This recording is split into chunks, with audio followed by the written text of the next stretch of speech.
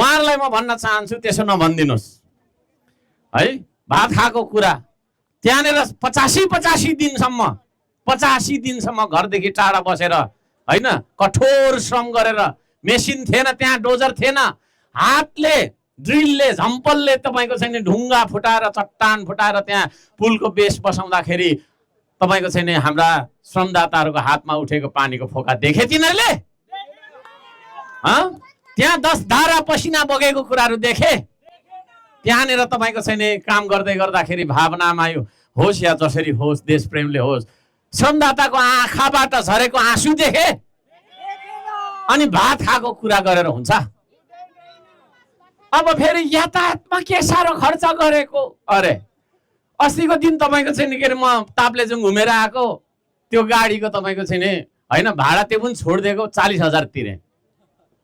2 दिन ताप्लेजुङ घुमेर आउँदाखेरि हैन 4 जना बस्ने गाडीको भाडा 40,000 लाग्छ भने यहाँदेखि तपाईँको 400-500 जना तपाईँको चाहिँ हैन के अरे श्रमदाता लगेर दार्चुला पुग्नलाई कति लाग्छ होला? गाडीमा मात्रै तपाईँको 7 दिन लागेको कुरा छ यहाँ। त्यसो भएको कारणले गर्दाखेरि ती मान्छेहरू जो जतिले हामीलाई विरोध गरिराख्नु भएको छ, तपाईहरू एकचोटि गएर त्यो पुललाई छोएर आउनुहोस्, ढुङ्गा पनि नबोक्नु, के पनि नगर्नु, त्यो पुलमा पाथी चढाएर आउनु त। कति खर्च लाग्दो रहेछ त्यस पछाडि तपाईँलाई थाहा हुन्छ है। जथाभावी भनेको छ, श्रमदातालाई तपाईँको गिज्जाएको छ, श्रमदाताले जिस्काएको छ है। तपाईहरू गएर एकचोटि पाथी मात्रै चढाएर आउनुहोस्, तितेपाती त्यहाँ पाउँछ बनमारा, त्यो चढाएर आउनुहोस्, त्यो पुललाई हेरेर आउनुहोस्। अनि तपाईँले हिसाब गर्नुहोस् घरदेखि निस्किएर तपाईँको छैन त्यहाँ पुगेको र त्यहाँदेखि फर्केको दिनको तपाईँको छैन कति खर्च तपाईँलाई हुँदो रहेछ यातायातमा, खानामा, बस्नमा। त्यस पछाडि तपाईँले क्यालकुलेसन गर्नुहुनेछ 400-500 जना श्रमदाता त्यहाँ पुग्दाखेरि कति खर्च लाग्यो भन्ने चिज।